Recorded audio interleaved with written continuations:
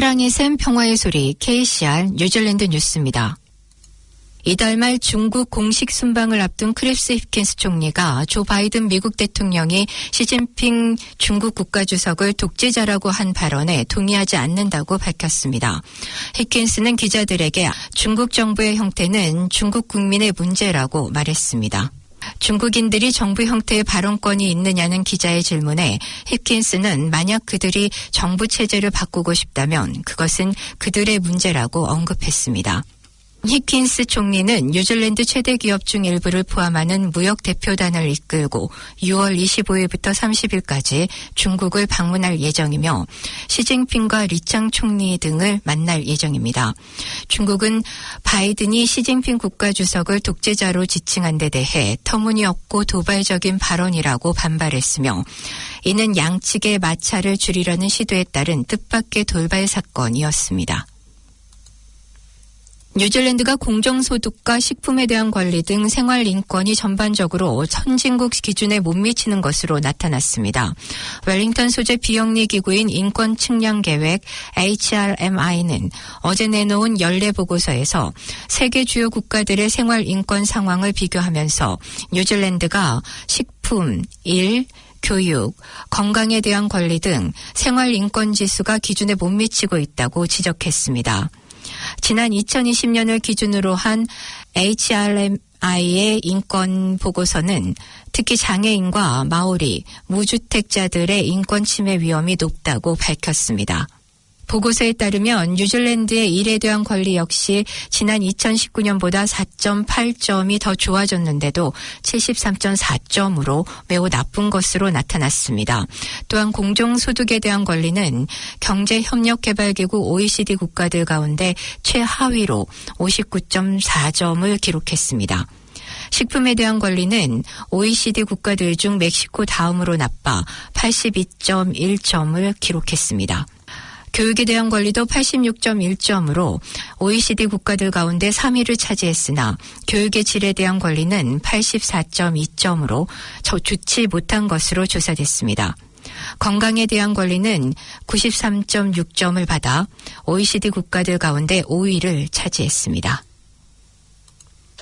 오클랜드의 사이클론 가브리엘과 홍수로 인해 보험사들이 10억 달러 이상을 지불하게 되었다고 보험위원회가 밝혔습니다. 이러한 자연재해로 인한 청구액은 총 31억 달러며 이 중 10억 8천만 달러가 지금까지 지불됐다고 위원회는 말했습니다.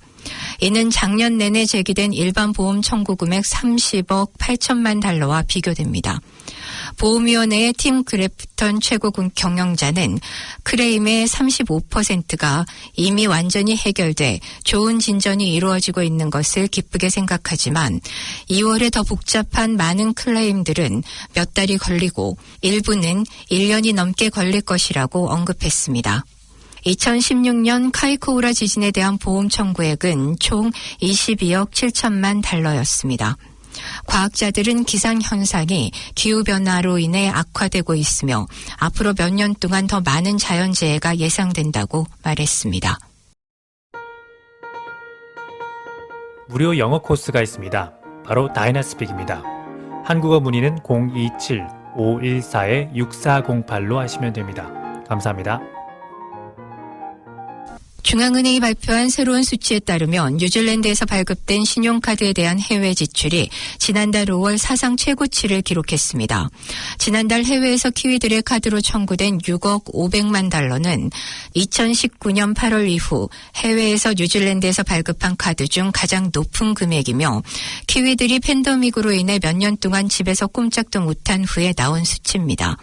이는 최근의 해외 지출인 2022년 5월 4억 3,600만 달러와 2021년 5월 3억 900만 달러와 비교됩니다. 팬데믹이 시작되기 전인 2019년 5월 해외에서 뉴질랜드에서 발급된 카드로 5억 5,200만 달러가 사용됐으며 2018년 5월에는 뉴질랜드 카드로 5억 5,400만 달러가 청구됐습니다. 6억 달러 돌파는 2018년 7월과 2019년 7월에 뉴질랜드 카드로 해외에서 6억 5천만 달러 이상을 지출하면서 지금까지 총 2번 있었으며 따라서 다음 달 7월에 어떤 일이 발생하는지 보는 것은 흥미로울 것입니다. 소매점 범죄에 대한 정부의 강경 조치를 촉구하는 활동가들은 너무 어려서 기소될 수 없는 어린이들에 대해 부모가 책임을 져야 한다고 말했습니다. 데어리 앤 비즈니스 오너 그룹 회원들은 중국 커뮤니티 대표들과 함께 어제 국회에서 4만 명 이상의 서명을 받은 청원서를 제출했습니다. 써니 카우셜 회장은 정부가 범죄법을 개혁하고 시민 체포 권한을 강화해야 한다고 말했습니다. 카우셜 회장은 14세 소년들에게는 그들의 행동에 대해 부모가 법적 책임을 지게 하는 결과가 있어야 하며 문제가 있는 아이들에게는 회로 차단기가 필요하고 이 사회에서 또 다른 살인 사건이 발생하기 전에 경계선을 그어야 할 때라고 언급했습니다.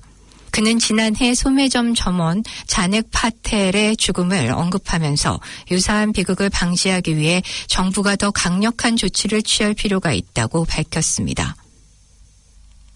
오늘의 환율 정보입니다. 뉴질랜드 달러와 대비 원화 기준 환율은 805원 13전, 한국에서 보낼 때 813원 18전, 한국에서 받을 때 797원 08전입니다.